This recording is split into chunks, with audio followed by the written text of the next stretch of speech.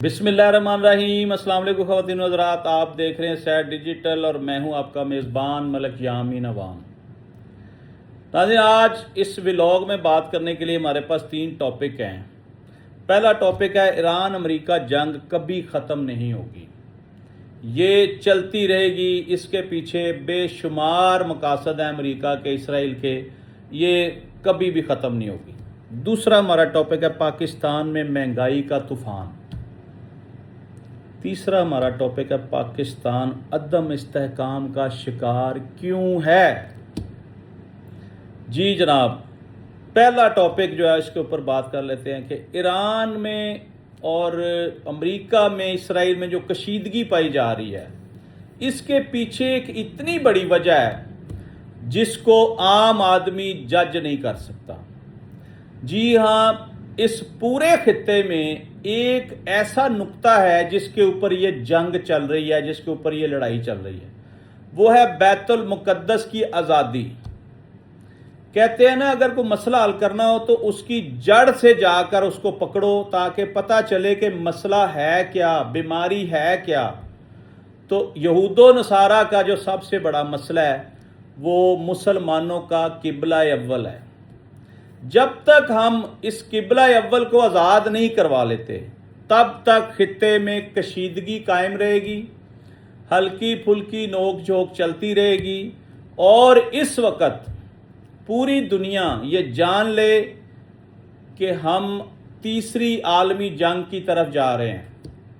ये जंग day by day बढ़ रही है, तूल पकड़ रही है, ये कम होने का नाम नहीं ले रही। हमने कल के प्रोग्राम में बताया था कि उधर हल्की फुल्की ठा हुई है ईरान और अमेरिका के दरमियान, 2 दिन जंग चली है। हालांकि यक तरफा जंग थी, इसराइल ने हमला किया और ईरान ने जवाब दिया। काफ़ी घंटों के बाद उसने रिटेलिएट किया। लेकिन मसला ये है कि जंग ख़त्म क्यों नहीं हो रही। मुआहदे साइन हो गए, MOU साइन हो गए, पाकिस्तान की इज्जत का क्यों नहीं ख्याल रखा जा रहा। इसका मतलब है कि पाकिस्तान को इस्तेमाल किया जा रहा है। पहले इन्होंने कतर को इस्तेमाल किया, फिर इन्होंने ओमान को इस्तेमाल किया, अब ये पाकिस्तान को इस्तेमाल कर रहे हैं। मुझे लगता है कि ये घूमते घूमते अब तुर्की की तरफ चले जाएंगे। अगली साल सी हो सकता है तुर्की के पास चली जाए। लेकिन पाकिस्तानियों और मुसलमानों ये बात याद रखिएगा, जब तक हम अपने किबला अव्वल को इन यहूदो नसारा से आज़ाद नहीं करवा लेते, मशरक़े वुस्ता में अमन कायम नहीं हो सकता। ये बात बड़ी क्लियर है, इसको आप नोट कर लें।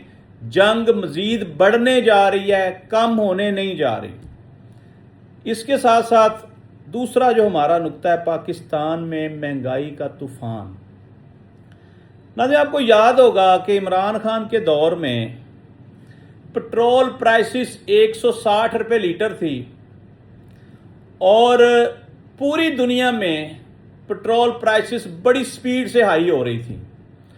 उस वक्त उनकी हुकूमत के मेरा ख्याल है आखिरी महीने चल रहे थे जब उनको इन्होंने फारग कर दिया बगैर किसी वजह के, ताकत का इस्तेमाल करते हुए चलती हुई हुकूमत को गिरा दिया गया, जबकि हर चीज़ स्टैब्लिश हो रही थी, तमाम इदारे स्टैब्लिश हो रहे थे। पाकिस्तान की industry day by debt plus में जा रही थी। वो इंडस्ट्री जो बंद पड़ी थी 20 साल से, अच्छे और मेयारी काम हो रहे थे, दुनिया तरक्की की तरफ जा रही थी। एक ऐसा प्रोपोगंडा किया गया है उस हुकूमत के खिलाफ कि जनाब महंगाई बहुत हो रही है, पेट्रोल बड़ा महंगा हो गया।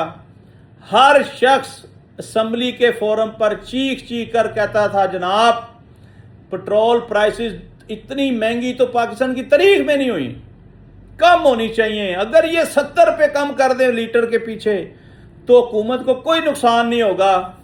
आज ये देखें इस मुल्क के साथ, इस अवाम के साथ क्या सलूक कर रहे हैं।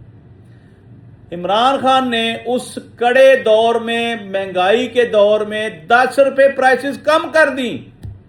160 रुपये लीटर से पेट्रोल प्राइसेस होगी 150 रुपये लीटर। पूरी दुनिया में पेट्रोल प्राइसेस बढ़ रही थी, पाकिस्तान ने कम कर दी और इनको सरप्राइज दे दिया। ये हैरान परेशान हो गए कि ये हुआ क्या है। हुकूमत को तो वारा ही नहीं खाता ये पैसे नीचे करें, हमने तो वैसे ही वो अवाम को खुश करने के लिए बड़कें लगाई थी। जनाब 10 रुपये नीचे आ गया पेट्रोल और हो गया 150 रुपये लीटर। आज देखें कि पेट्रोल प्राइसेस इस मौजूदा हुकूमत ने 311 रुपये लीटर पेट्रोल कर दिया है, डीजल 323 रुपये कर दिया है, हाई ऑक्टन 340 रुपये कर दिया है। ये अवाम को वैसे समझते क्या हैं? बेवकूफ़ तो समझते हैं। इसकी तय में एक बहुत बड़ी बात है नाज़रीन, ये अवाम को भेड़ बकरियां समझते हैं, ये अवाम को बेवकूफ़ बनाने के सारे फ़न जानते हैं। आपको याद होगा कि शहबाज शरीफ असम्बली के फोरम पे एज ए अपोजिशन लीडर ये कहता था कि जनाब हम अगर हुकूमत में होते तो हम फौरी तौर पे इसकी प्राइसेस को कम कर देते, हमें कोई नुकसान नहीं था। लेकिन ये हुकूमत महंगाई कंट्रोल करने में इंतहाई नाकाम हो चुकी है, इनको हुकूमत करने का कोई हक नहीं है, सिर्फ अवाम को बेवकूफ़ बनाने के लिए। नुक्ता ये है कि ये 40 साल का तजर्बा रखने वाले लोग हैं, ये इस दफ़ा अवाम के मैंडेट से नहीं आए, ये इस बात का अवाम से बदला ले रहे हैं कि आपने हमें वोट नहीं दिए, अब रगड़े खाओ। और ये मैसेज दे रहे हैं कि अवाम के वोट की हमें कोई ज़रूरत नहीं है। आप अगर उछलते कूदते हैं कि हमने वोट देना है या आपके वोटों की हमें ज़रूरत है, हमें कोई ज़रूरत नहीं है। ये वाज़े साबित कर दिया इन जमातों ने कि इनको वोट्स की सपोर्ट की ज़रूरत नहीं है, इनको बस छतर छाया चाहिए। और ये अरबों खरबों डॉलर लेकर पहले भी मुल्क से फरार हो गए, इनके केसेस दबा दिए गए, अब ये फिर जाने के लिए तैयार हैं। पैसा बहुत बना लिया है, अब इनके जाने का वक्त हुआ चाहता है। मसला यह है नाजरीन, पेट्रोल प्राइसेस जब बढ़ाते हैं तो 25 रुपये, 15 रुपये, 13 रुपये, 19 रुपये, 18 रुपये, और जब कम करते हैं 1 रुपया 29 पैसे कम कर दिया जी पेट्रोल। वाह शेर दे बच्चे हो, ਉਹ ਆਵਾਮ ਨੂੰ ਕਿੰਨਾ ਕੁ ਤੁਸੀਂ ਚੂਨਾ ਲਾਣਾ ਹੈ। ਉਹ ਫਿਰ ਮੈਂ ਕਹਿੰਦਾ ਕੌਣ ਲੋਕ ਹੋ ਤੁਸੀਂ ਓਏ, ਉਹ ਕਿਉਂ ਜ਼ੁਲਮ ਕਰ ਰਹੇ ਹੋ ਇਸ ਆਵਾਮ ਦੇ ਉੱਤੇ? ਉਹ ਤੁਹਾਡਾ ਵੀ ਤੇ ਹਿਸਾਬ ਹੋਣਾ है अगले जान के, कोई नहीं, हिसाब तो आपका इस जान में भी हो रहा है, आप महसूस नहीं कर रहे। अभी आपकी औलादों ने आपकी इज्जत का जनाजा निकाल दिया है, पूरी दुनिया में जागसाई हो रही है कि जनाब अब देखें यूके की गवर्नमेंट ने पार्लियामेंट में बिल पेश कर दिया है कि जनाब पाकिस्तान में रेप केसेस हो रहे हैं बहुत ज़्यादा और यहाँ पे पाकिस्तानियों को निकालें। यूरोप में भी असम्बली में बिल पेश हो गया कि जनाब पाकिस्तानियों को यहाँ से निकालें, ये हमारे मुल्क में जितने रेप केसेस हैं, फ्रॉड हैं, धोखा है, सारे इनके खाते में डालें, निकालें इनको बाहर। पाकिस्तान की इकॉनमी में सबसे अहम रोल किसका है? जो बैरूने मुल्क पाकिस्तानी रहते हैं उनका है। आज तक आपने उनके लिए क्या सहूलियात मुहैया की बताएं ज़रा? आप उनको 1% भी कोई सहूलत देने को तैयार नहीं है। सिर्फ आप ये कहते हैं बहुत शुक्रिया जनाब, आपने डॉलर भेजे, हमारी मैशत को मजबूत किया, हम आपका तहे दिल से शुक्रिया अदा करते हैं। भाई आप अकेला अकेला शुक्रिया अदा करते रहते हैं, उनको फैसिलिटेट भी करें ना। यहाँ से कोई बच्चा बाहर के मुल्क जाना चाहता है, आपकी इमिग्रेशन वाले उसको जाने नहीं देते। सवाल जवाब शुरू हो गए हैं, कागज दिखाओ। भाई आप कौन होते हैं कागज पूछने वाले? एक शख्स ने एम्बेसी में वीज़ा अप्लाई किया, एम्बेसी ने उसको वीज़ा दिया, वो वीज़ा लेके टिकट ले और एयरपोर्ट से जाए। आप क्या कर रहे हैं? हाँ, अगर उसका वीज़ा जाली है उसको पकड़ें, उसको जेल भेजें, आपका हक बनता है, आपका राइट है, आप इसी चीज़ की तनख्वाह लेते हैं। लेकिन जो आप लोगों की तजलील करते हैं एयरपोर्ट के ऊपर, उसका हिसाब भी देना पड़ेगा। अवाम आपका गिरेबान पकड़ेगी और पकड़ रही है। आज का इंसान बड़ा समझदार हो गया है। आज आप जिस शख्स से बुरा सलूक करते हैं वो अपनी जेब से मोबाइल निकालता है, कैमरा ऑन करता है और आपकी करतूतें पूरी दुनिया को दिखाता है कि ये सिस्टम है, देखें हमारा।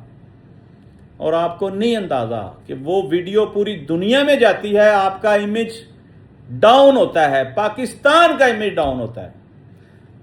ایک چیز میں بتاؤں ناظرین، پاکستان کے ایئرپورٹس کے اوپر عام آدمی کے ساتھ بھی بڑا ظلم ہوتا ہے۔ جس کے پاس جینون ویزا ہو، جس کے پاس جینون ٹکٹ ہو، اس کے ساتھ بھی بڑے ڈرامے یہ کرتے ہیں۔ یہ جو ہماری پاکستان کی ایئر لائنز ہیں، یہ عزت احترام نہیں کرتے، یہ اس طرح ڈیل کرتے ہیں جیسے کسی چور کو ڈیل کرتا ہے بندہ۔ اور یہ پولیس والے ہیں، لب و لہجے سخت، انداز گفتگو سخت، لحاظ نہیں کرتے، اور کہیں گے جناب آپ تو لیٹ ہو گئے ہیں، اگر آپ نے اسی فلائٹ میں جانا تو پھر اتنے پیسے دے دیں۔ پیسے بھی بنائے جا رہے ہیں۔ اور آج کل تو جب سے یہ حکومت آئی ہے، ایئرپورٹ پہ جتنے لوگ تعینات ہیں، آپ کسی سے پوچھ لیں، ان کی موجیں لگی ہوئی ہیں۔ کسی ملک کا آپ غلطی سے ویزا لے لیتے ہیں تو اس کے آپ ڈائریکٹ فلائی کر کے دکھائیں مجھے، آپ فلائی نہیں کر سکتے، آپ کو مکمکا کرنا پڑے گا، آپ کو جیب گرم کرنی پڑے گی، پھر آپ وہاں سے جا سکتے ہیں، ادروائز آپ چور ہیں۔ آپ کا اصلی ویزا بھی جعلی ہے، آپ کو انٹرٹین ہی نہیں کرتے، آپ کو لائن سے باہر نکال کر آپ کی تذلیل کرتے ہیں۔ جاب لیٹر دکھا، فلانی چیز دکھا، فلانی چیز دکھا، اپنی ڈگریاں دکھا۔ یار تسی مامے لگتے جی ڈگریاں دکھا، آپ کے پاس اختیار ہی نہیں ہے۔ آپ صرف یہ چیک کر سکتے ہیں کہ یہ بندہ جو بیرون ملک جا رہا ہے اس کا ویزا اصلی ہے یا جعلی ہے، بس، اور آپ کچھ نہیں کر سکتے۔ عوام کو آپ نے الجھایا ہوا ہے۔ اس پہ بھی حکومت پاکستان کو سخت نوٹس لینا چاہیے، اپنے ایئرپورٹس کی نگرانی کریں جن کو آپ نے بیچ دیا ہے۔ 3 پاکستان کے بڑے ایئرپورٹ آپ نے بیچ دیے ہیں۔ جب آپ نے بیچ دیے ہیں تو پھر سنبھالنا کس نے ہے؟ اس کا مطلب ہے اب جو خریدے گا اس کی مرضی سے وہاں پہ سارے کام ہوں گے۔ یہ آنے والے دنوں میں چیزیں واضح ہو جائیں گی۔ تیسرے نمبر پر پاکستان استحکام کھوتا جا رہا ہے، عدم استحکام کا شکار ہے۔ کیوں؟ ناظرین، پاکستان میں اس وقت سوچے سمجھے منصوبے کے تحت افغانستان کی طرف سے حملے ہو رہے ہیں، طالبان حملے کر رہے ہیں، BLA حملے کر رہا ہے، کشمیر میں سوچے سمجھے منصوبے کے تحت انتشار پھیلا دیا گیا ہے، اور یہ سارے معاملات، ساری یہ جو کہانیاں ہیں، یہ جڑتی جا کے بھارت کے ساتھ۔ بھارت ہمارے ملک میں بد امنی پھیلانا چاہتا ہے، بلکہ وہ بد امنی پھیلا رہا ہے، عوام کو حکومت کے خلاف کر رہا ہے، عوام کو ہمارے سیکیورٹی اداروں کے خلاف کر رہا ہے۔ ایک محتاط اندازے کے مطابق ایک رپورٹ میں کل دیکھ رہا تھا کہ بلوچستان میں دن دہاڑے 250 لوگوں نے ایک تھانے کے اوپر حملہ کیا۔ پھر جو چاگی شہر ہے جہاں ہم نے ایٹمی دھماکے کیے تھے، اس پورے شہر کو یرغمال بنائی رکھا دہشت گردوں نے 5-6 گھنٹے کے لیے۔ یہ لمحہ فکریہ ہے، یہ کیا میسج دیا جا رہا ہے؟ اب تک ہمارے پچھلے 4-5 دن میں صرف بلوچستان کی بات کر رہا ہوں، 60-65 لوگ شہید ہو چکے ہیں، جس میں سیکیورٹی فورسز کے لوگ بھی ہیں، پولیس کے لوگ بھی ہیں، عام شہری بھی ہیں۔ مسئلہ یہ ہے کہ دشمن ہم سے کیا چاہتا ہے؟ دشمن بلوچستان کو پاکستان سے الگ کرنے کی سازش کر رہا ہے۔ پاکستان کی عوام اپنے اداروں کے ساتھ مل کر اس سازش کو ہر قیمت پر ناکام بنائیں گے، جو مرضی ہو جائے۔ پاکستانیوں ایک بات کا خیال رکھنا، ہمیں آپس میں لڑوانے کی جو سازش یہود و نصارہ کر رہے ہیں، جو ہندوتوا کر رہے ہیں، ہم نے اس سازش کو کامیاب نہیں ہونے دینا، کیونکہ بہت سے لوگ جو ہے نا وہ پاکستان کو توڑنے کی کوشش کر رہے ہیں۔ الحمدللہ اگر 75-76 سال میں یہ نہیں توڑ سکے تو آنے والے دنوں میں بھی یہ نہیں توڑ سکیں گے۔ ان کو منہ کی کھانا پڑے گی۔ شرط یہ ہے کہ اپنے اداروں کے ہاتھ مضبوط کریں، اپنے اداروں کے ساتھ کھڑے ہو جائیں۔ नाज़रीन, बलूचिस्तान की बात कर रहा था, पता चला है कि बलूचिस्तान के जो यंग नौजवान लड़के हैं उनको BLA में शामिल कर लिया गया है, और तादाद सुन के मेरे कानों से धुआं निकल गया कि उनकी तादाद कम अज़ कम इस वक्त पाकिस्तान के बलूचिस्तान में 1 लाख के करीब है। ये मैं 10 सहाफ़ियों के मुंह से सुन चुका हूँ। अगर बलूचिस्तान में 1 लाख दहशतगर्द हमने पैदा कर लिए हैं तो वो बताएं क्या करेंगे। इसका एक ही हल है, वो पहाड़ों में रहते हैं, उनके पास गाड़ियां भी हैं, उनके पास जदीद असला भी है। हमारी सिक्योरिटी फोर्सेस को चाहिए कि सारे काम छोड़कर एक तरफ तो चलें, उसके अफगानिस्तान के साथ हम लड़ रहे हैं, दूसरी तरफ इन पहाड़ों के ऊपर आसमान से गोला बारूद गिराएं, पहाड़ ही रेजा रेजा हो जाएं, ताकि ये नौजवान हमारे मुल्क को नुकसान ना पहुंचा सकें और दुश्मन के जो मज़मूम अज़ाइम हैं वो कभी कामयाब ना हो सकें। दुश्मन हमारे मुल्क को डिस्टेबलाइज करना चाहता है, उसके लिए वो बेपनाह फंडिंग कर रहा है। कश्मीर में जो आग लगाई है वो भारत ने लगाई है, क्योंकि आप देखें मकबूजा कश्मीर में सुकून हो गया, अमन है, वहाँ के लोग खामोशी से ज़िंदगी गुजार रहे हैं, और जहाँ अमन था, जो आज़ाद कश्मीर था, उसको मकबूजा कश्मीर में बदल दिया है। इसका बेनिफिशरी कौन है? भारत। पाकिस्तान को तो इसका कोई फ़ायदा नहीं कि पाकिस्तान में खून रेजी हो, पाकिस्तान में दंगे फसाद हो, लड़ाई झगड़े हों। ये फ़ायदा किसको है? इसके ताने बाने सारे भारत से मिलते हैं। बहरहाल इस वक्त पाकिस्तान को मजबूत करने की ज़रूरत है, अपने इदारों के साथ खड़े होने की ज़रूरत है। अंदरूनी मामलात सारे एक तरफ, जब जंग है तो फिर हम अपने इदारों के साथ खड़े हैं।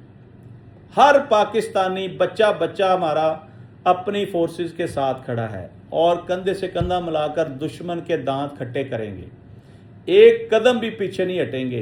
बारह नाज़रीन, आज तक के व्लॉग में इतना ही। कल फिर एक नए व्लॉग के साथ आपकी खिदमत में हाज़िर होंगे। अपने मेज़बान मलिक यामीन मान को इजाज़त दीजिए इस दुआ के साथ कि अल्लाह ताला मुल्क पाकिस्तान की हिफाजत फरमाए, और जो हमारे फ़ौजी जवान अंदरूने मुल्क या बॉर्डर्स के ऊपर दुश्मन के साथ लड़ रहे हैं, अल्लाह ताला इनको फ़तह नसीब फरमाए। पाकिस्तान जिंदाबाद।